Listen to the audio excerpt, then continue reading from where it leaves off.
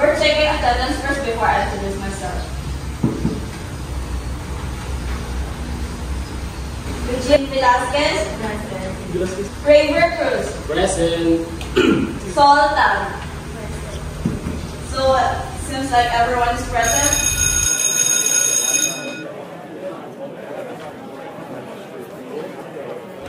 Hey Sol, I want you to give this to Dylan. You heard that? Do it or else you'll regret it.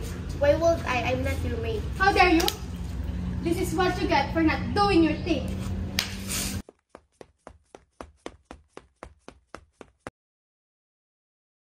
Dylan, Sol got into a fight with Lexi. Where? Over there! Come with us!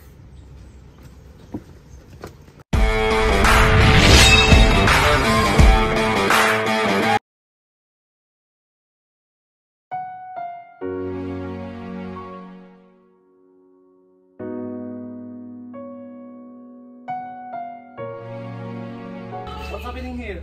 She pushed me. Are you okay? Why are you asking her? She's the one who caused the scene.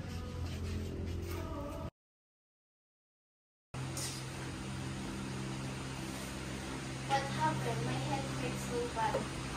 I'm the one who will ask you about that. What happened earlier?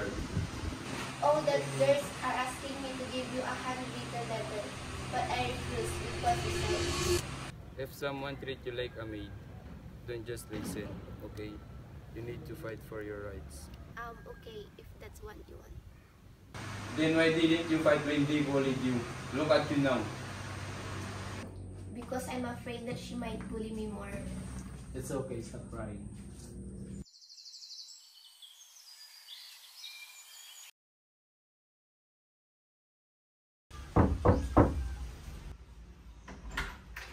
Oh, Dylan, you're here.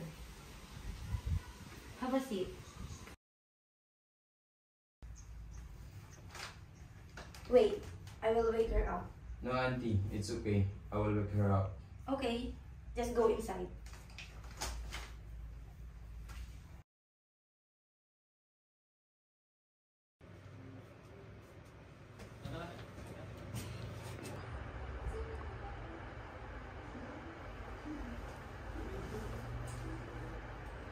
Dylan, why are you here? Are you feeling okay? Yes, I just needed that rest. Then get up. We'll go to school together starting today. Wait, what? Why? Don't ask too many questions.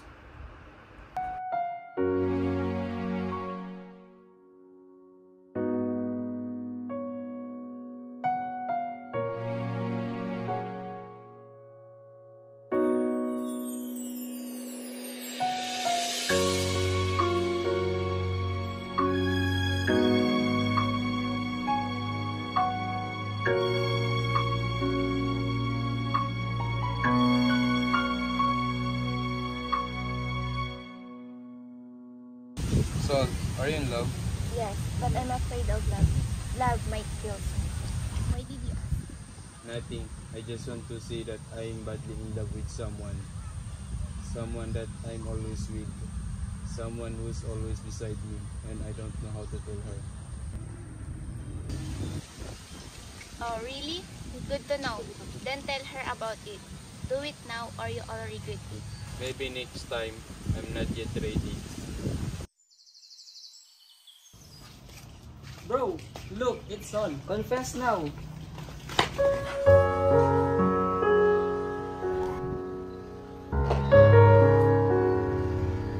Hi Sol, are you busy? Not really. It's our weekend. Why? Can I have some of your time? Sure, what is it? These past 5 weeks, I was thinking about you, and now I know that I like you, Sol. I think about it. Can I go to Dylan! Why are you shouting? Son wants to party. Isn't that exciting? Someone actually likes me. When did you say that? Just days ago. Why? Are you not happy for me?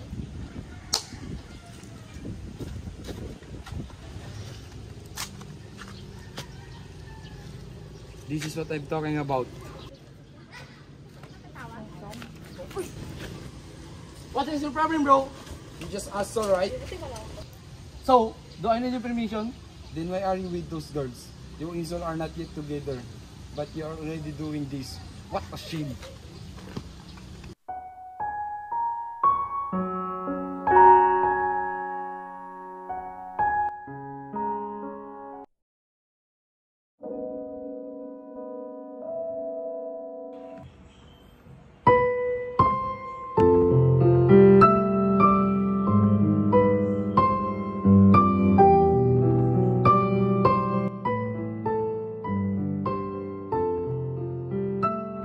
Here, what happened?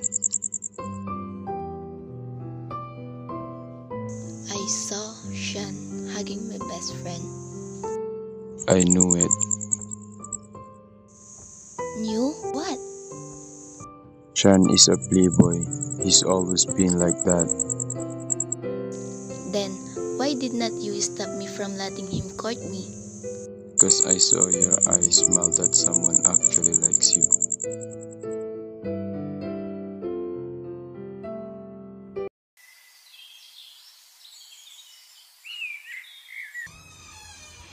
Hey, Architect Sol. Long time no see.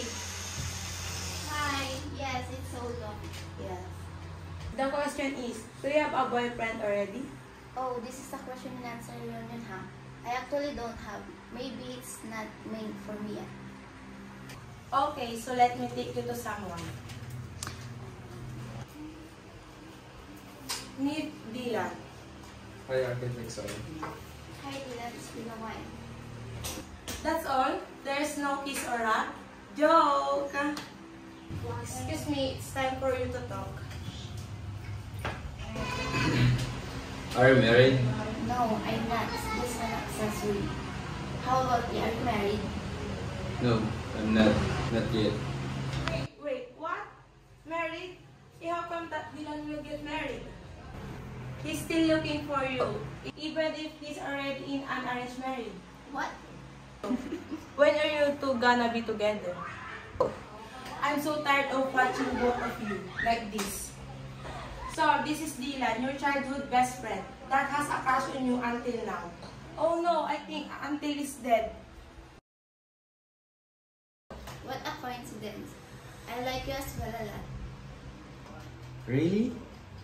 Yes, since we're still living in province.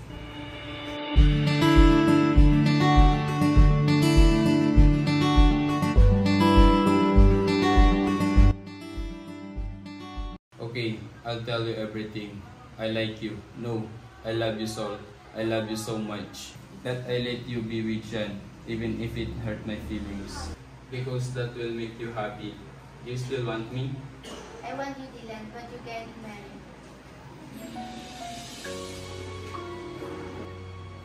Unless you give me a reason not to.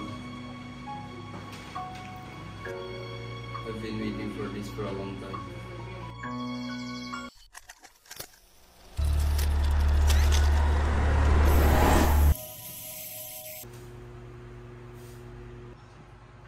It's just a dream. It was all a dream.